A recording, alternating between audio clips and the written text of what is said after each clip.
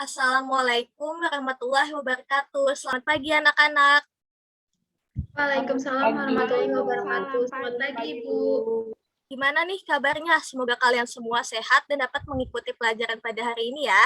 Sebelum kita memulai pelajaran, ada baiknya kita berdoa terlebih dahulu. Berdoa dimulai.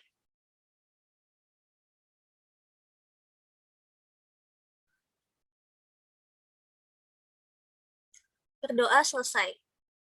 Selanjutnya, saya akan mengirim link presensi. Kalian bisa isi ya di chat Zoom.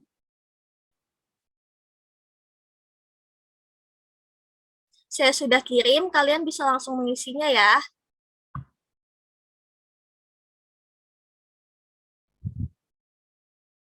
Apakah ada yang terkendala dalam mengisi absen?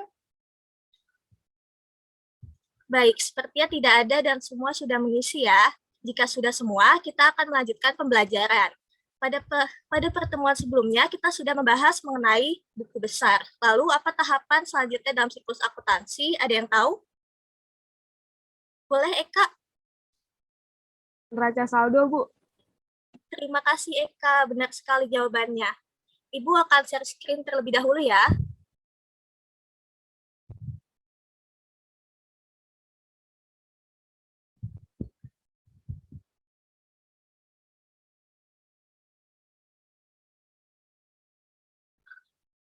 Apakah sudah terlihat? Sudah, Ibu. Sudah, Ibu. Baik, pada pertemuan kali ini kita akan membahas mengenai neraca saldo. Di mana pokok pembahasan kita pada hari ini yaitu pengertian neraca saldo, jenis neraca saldo, penyusunan neraca saldo, dan koreksi neraca saldo. Sebelumnya, ada yang mau berpendapat apa itu neraca saldo? Baik, silakan Sylvia. Terima kasih Ibu. Menurut saya, neraca saldo adalah daftar yang berisi mengenai informasi saldo dari neraca seluruh akun dalam buku besar. Benar sekali jawabannya Sylvia, terima kasih. Sebelum membahas apa itu neraca saldo, kita terlebih dahulu membahas apa itu saldo. Saldo adalah selisih antara sisi debit dan sisi kredit. Jika sisi debit suatu akun lebih besar dari sisi kredit, saldo akun tersebut disebut dengan saldo debit, dan sebaliknya. Nah, lalu neraca saldo adalah alat yang digunakan untuk mengumpulkan saldo akhir pada setiap akun di buku besar. Selanjutnya, ada tujuan neraca saldo. Neraca saldo disusun dengan tujuan sebagai berikut. Pertama, memeriksa kebenaran posting transaksi yang terjadi di jurnal umum dan buku besar pada periode tertentu dengan melihat semua saldo debit dan saldo kredit. Jika saldo debit sama dengan saldo kredit, berarti pencatatan mungkin benar, tetapi jika tidak sama, berarti ada pencatatan yang salah. Yang kedua, mempermudah penyusunan laporan keuangan. Berikutnya ada jenis-jenis neraca saldo. Terdapat 3 jenis neraca saldo, antara lain, pertama, neraca saldo yang belum disesuaikan. Saldo yang belum disesuaikan adalah daftar saldo yang dibuat setelah semua transaksi diposting ke buku besar. Neraca saldo yang belum disesuaikan dibuat untuk menentukan apakah kesalahan dalam memposting debit atau kredit ke buku besar. Kedua, neraca saldo setelah penyesuaian. Neraca saldo setelah penyesuaian adalah daftar saldo yang dibuat setelah proses penyesuaian akun-akun tertentu. Ketiga, ada neraca saldo penutup. Neraca saldo penutup adalah neraca saldo yang digunakan untuk memastikan bahwa buku besar memiliki saldo untuk awal periode berikutnya. Namun, pada kesempatan kali ini, kita hanya akan membahas mengenai neraca saldo yang belum disesuaikan. Selanjutnya, penyusunan neraca saldo. Sebelumnya, kita harus mengetahui dulu bentuk neraca saldo. Nah, ini adalah bentuk neraca saldo. Seperti biasa, ada nama perusahaan, lalu di bawahnya neraca saldo, di bawahnya lagi periode neraca saldo. Untuk format tabelnya ada 4 kolom, yaitu nomor akun, nama akun, debit, dan kredit. Lalu di bawahnya ada jumlah untuk menjumlah bagian debit dan kreditnya. Selanjutnya ada posting buku besar ke neraca saldo. Nah, bagaimana caranya? Untuk caranya seperti ini. Jadi ini ada buku besar dan ada neraca saldo. Di sini contohnya adalah PT ABCDE. Nah, untuk memindahkannya dari buku besar kita menulis ke neraca saldo. Contohnya pada akun pertama yang kita tulis adalah nomor akunnya. Di sini contohnya 111, kita pindahkan ke neraca saldonya 111. Lalu nama akunnya di sini contoh akun 1 kita pindahkan ke dalam neraca saldo juga. Lalu untuk saldonya di debit sebesar XXX kita pindahkan ke sisi neraca saldo juga. Nah, selain itu untuk saldo yang kredit kita akan menyesuaikannya di saldo yang kredit juga. Nah, untuk lebih jelasnya, kita akan masuk praktik penyusunan neraca saldo. Di sini, pada tahun 2020, PT Nakamoto milik Tuan Naka melakukan pencatatan transaksi dan dihasilkan buku besar. Buku besarnya yang di sebelah sini. Ada akun kas ya, anak-anak. Lalu gimana pencatatan pada neraca saldo? Nah, seperti ini. Contohnya, nomor akunnya 101 dipindahkan ke neraca saldo dan nama akunnya itu kas. Jadi dipindahkan ke sini, kas. Karena saldonya di debit sebesar 6.850.000, kita pindahkan ke sisi debitnya. Nah, selanjutnya Ibu praktikkan lagi ya. Di sini ada 2 akun, yaitu akun piutang usaha, kita masukkan piutang usaha dan saldonya di debit sebesar 1.200.000 di debit. Dan ini juga perlengkapan sama dengan saldo 650.000 di debit juga. Nah, selanjutnya ada yang bisa membantu Ibu terkait bagaimana pengisian akun-akun tersebut.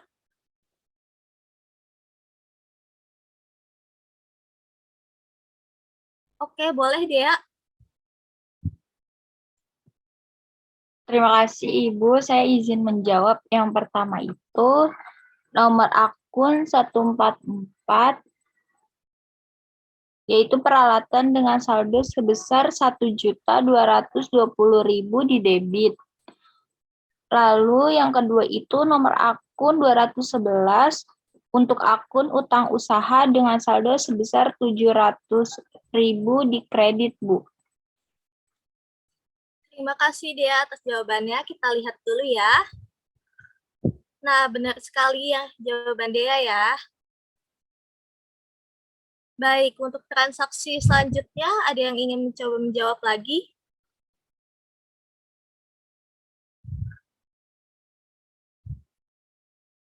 Baik, Najwa, silahkan. Ya, terima kasih. Saya izin menjawab. Untuk yang pertama ada modal Tuan Naka dengan nomor akun 311 sebesar 7.200.000 di kredit. Dan yang kedua ada Price Tuan Naka dengan nomor akun 312 sebesar 600.000 di debit. Baik, terima kasih Najwa. Kita lihat ya jawabannya. Nah, benar sekali nih jawaban dari Najwa. Untuk penyusunan selanjutnya, itu ada pendapatan jasa di kredit sebesar 4.700.000, beban gaji sebesar 1.400.000 di debit, dan beban utilitas sebesar 630.000 di debit. Nah, jika sudah selesai pencatatannya, kita akan menjumlah saldonya berarti debit menjadi 12.600.000 dan di kredit juga 12.600.000. Dan ini berarti telah seimbang ya. Nah, untuk penyusunan neraca saldo ya sudah selesai. Sebelumnya, apakah ada yang ingin bertanya? Baik, Eka, silahkan. Terima kasih, Ibu. Saya ingin bertanya, pada penyusunan neraca saldo tadi kan jumlahnya seimbang atau sama ya, Bu? Lalu bagaimana jika saldonya berbeda, Bu? Oke, bagus sekali Eka pertanyaannya. Jumlah saldo pada neraca saldo memang harus seimbang ya anak-anak. Nah, lalu bagaimana kalau tidak seimbang? Kebetulan sekali kita selanjutnya akan membahas mengenai koreksi neraca saldo. Jadi untuk jawaban Eka akan Ibu jawab sekaligus menjelaskan materi ya. Oke, selanjutnya koreksi neraca saldo. Nah, jumlah neraca saldo harus seimbang. Apabila jumlah sisi debit dan sisi kredit pada neraca saldo tidak seimbang, maka dapat dipastikan telah terjadi kesalahan. Nah, seperti pertanyaan Eka tadi, gimana jika jumlah saldonya tidak seimbang? Nah, jika hal itu terjadi, kita harus menemukan letak kesalahannya. Nah, gimana cara menentukan letak kesalahan neraca saldo? Cara menemukan kesalahan pada neraca saldo, yang pertama, memastikan penjumlahan neraca saldo dengan menghitung kembali jumlah kolom debit dan kredit. Lalu yang kedua, melihat apakah selisih antara jumlah saldo debit dan saldo kredit sama dengan jumlah saldo akhir sebuah akun. Contohnya, di sini kita pakai neraca saldo pada ilustrasi sebelumnya, namun yang tidak seimbang. Di sini kita dapat melihat total saldonya di debit sebesar 11.380.000 dan di kredit sebesar 12.600.000. Nah, sesuai langkah tadi, kita cari selisihnya. Selisihnya 12.600.000 dikurang dengan 11.380.000, hasilnya 1.120.000. Nah, dari selisih ini kita lihat saldo akun-akun yang terdapat di buku besar yang jumlahnya sama dengan selisih. Apakah ada? Nah, jika kita perhatikan, maka akun peralatan akan memiliki saldo yang sama dengan selisih, yaitu sebesar 1.220.000. Nah, kita harus melihat di neraca saldo apakah peralatan ini sudah ada, dan ternyata belum ada. Jadi, setelah diperbaiki, maka neraca saldonya akan seperti ini dan kembali seimbang. Maka kesimpulannya, jika selisih sama dengan jumlah saldo suatu akun, maka kemungkinan kesalahan terjadi karena perlu memasukkan saldo akhir akun tersebut. Selanjutnya, cara ketiga, melihat apakah selisih antara jumlah saldo debit dan kredit dapat habis dibagi dua. Contohnya, di sini ada saldo debit sebesar 13.300.000 dan kredit 11.900.000. Lalu kita hitung selisihnya, yang hasilnya 1.400.000. Nah, dari selisih ini kita bagi dua. 1.400.000 dibagi 2 sama dengan 700.000.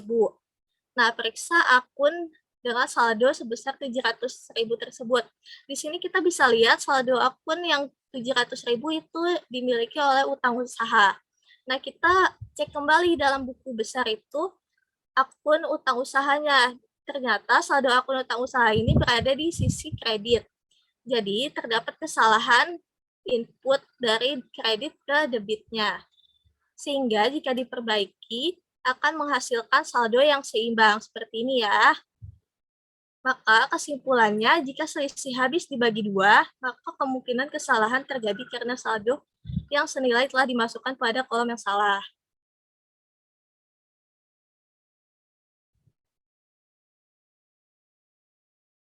Nah, selanjutnya cara keempat, lihat apakah selisih antara jumlah saldo debit dan kredit dapat habis dibagi 9. Contohnya, di sini saldo debit sebesar 12.510.000 dan saldo kredit sebesar 12.600.000. Lalu kita hitung selisihnya, akan didapat sebesar 90.000. Dan kita bagi 9, menghasilkan 10.000. Artinya, selisih ini dapat dibagi habis dengan 9. Lalu kita periksa kesalahan transposisi. Kita harus mengecek kembali pada buku besar apakah saldo yang kita tulis sudah benar. Jika diperiksa, kita akan menemukan saldo proyek Tuan Naka sebenarnya adalah 650.000, tetapi kita mencatatnya sebesar 560.000. Jadi kesalahan letak angkanya ya. Maka jika diperbaiki, hasilnya akan seperti ini. Nah, kesimpulannya, jadi jika selisih habis dibagi 9, maka kemungkinan telah terjadi kesalahan transposisi angka pada saldo. Yang kelima, apabila tidak dapat menggunakan langkah-langkah sebelumnya, maka harus dilakukan review ulang pemindahan akun-akun dari buku besar ke neraca saldo. Nah, materi yang sudah selesai sebagai bahan evaluasi untuk melihat sejauh mana pemahaman kalian mengenai materi hari ini, kita akan mengerjakan kuis melalui Quizizz. Nah, sebelumnya Ibu akan share screen dulu ya.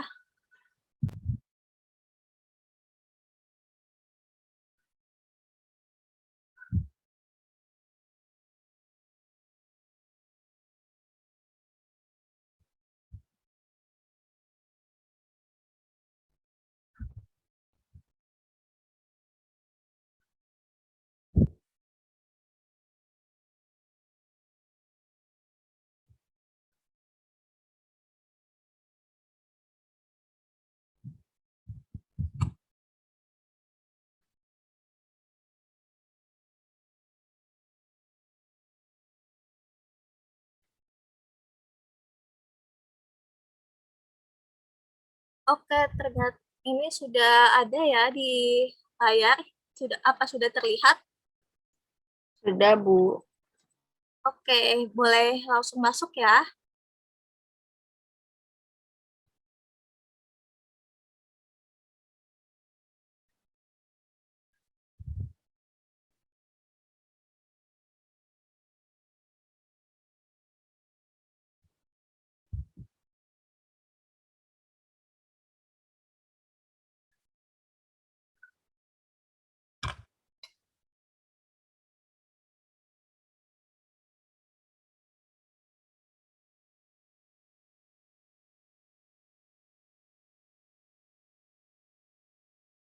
Kita tunggu sampai semuanya join ya, anak-anak.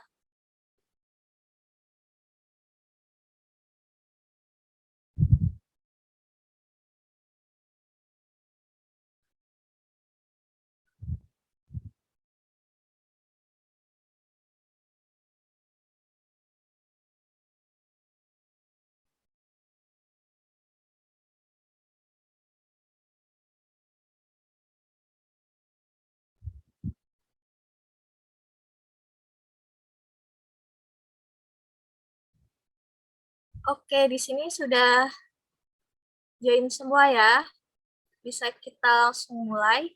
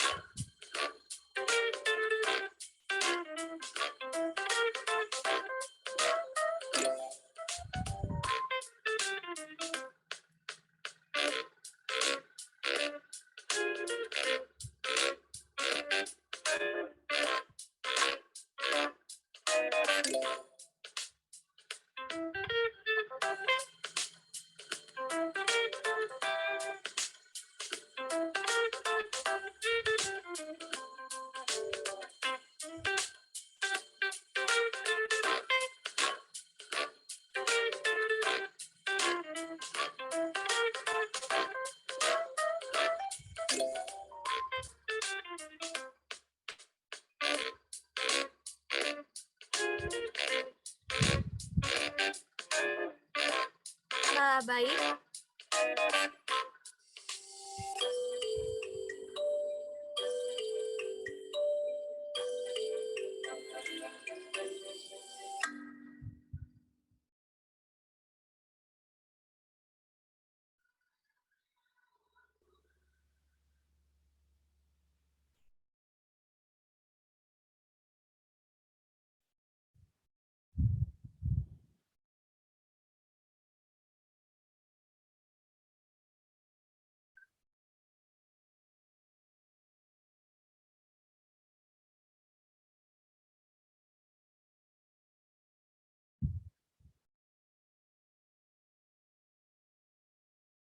Nah, baik, di sini sudah terlihat ya hasilnya.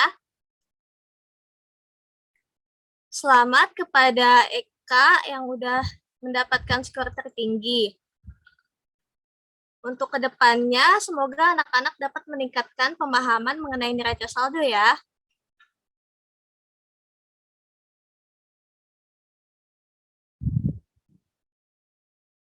Baik, untuk pertemuan kali ini saya cukupkan. Semoga kalian dapat memahami apa yang saya sampaikan hari ini mengenai pengertian neraca saldo, cara penyusunan, hingga cara mengoreksinya. Terima kasih untuk kalian yang telah hadir dan berpartisipasi aktif dalam pertemuan kali ini. Untuk selanjutnya, kalian bisa mengecek Microsoft Teams untuk mengakses e-book yang sudah saya upload. Di dalamnya juga ada latihan soal yang dapat kalian kerjakan untuk meningkatkan pemahaman kalian. Baik, kita tutup pertemuan kali ini dengan mengucap hamdalah, alhamdulillah, tetap jaga kesehatan, dan sampai jumpa di pertemuan selanjutnya. Saya izin end Zoom meeting-nya ya. Assalamualaikum warahmatullahi wabarakatuh. Waalaikumsalam. Terima kasih, Bu. warahmatullahi wabarakatuh. Terima kasih, Bu.